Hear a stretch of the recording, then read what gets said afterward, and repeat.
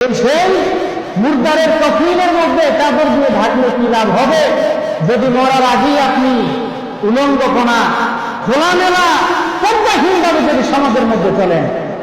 আজকে আফসোস লাগে, পর্দা টোটালি নাই। রাস্তা দিয়ে আমরা আলেমওয়ালারা চলতে গেলে এখন পর্দা আমাদের করা লাগবে, কয়েকদিন পরে 10,000 টাকা হাতে নিয়ে আনতে হবে, চাদর রাখতে হবে। নিজেদেরকে যদি পর্দা করতে হয় তাহলে পুরুষ পর্দা করতে হবে।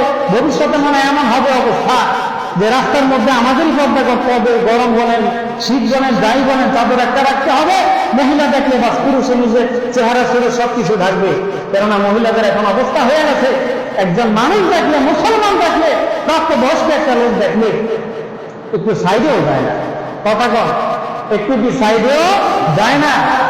আমরা ছোট অবস্থায় দেখছি আমাদের মা চাচি যারা আছেন, স্বাভাবিকভাবে সমাজের মধ্যে সবচাইতে কম আমলদার যে নারী, সেই মহিলাও রাস্তা দিয়ে হাঁটাচলা করার সময় একজন পর পুরুষ দেখে রাস্তার এক পাশে দেয়া কম প্রত্যেক মাঠের রাস্তাটা দিয়ে মুখ ঢাকতে, কথা কোন ঢাকতালি।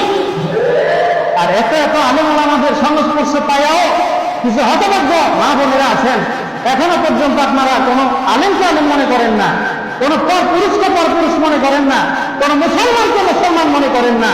এতগুলো আলেমের মাঝে থাকে, রাস্তা দিয়ে চলতে গেলে যদি পর্দা আপনার মনে না চায় তাহলে আপনার মৃত্যুর পরে আপনার খাটের মধ্যে চাদর দিয়ে আপনাকে পর্দা করাইলে কি লাভ হবে? সম্মানিত শুধু ভাইরা আমার, আজকে আমি উদাত্ত আহ্বান জানাবো, একটা দিনী প্রতিষ্ঠান যেখানে হয় ওই দিনী প্রতিষ্ঠানের আলোতে আরো 2-4-10 গ্রাম আলোকিত হয়। কথা কেন ঠিক কিনা?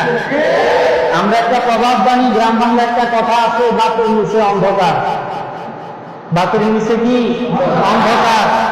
এই প্রভাবের মিস্টার যাতে করে আমরা না হই, বাতের নিচেও আলোকিত হোক, এটা আমরা চাই কি চাই না?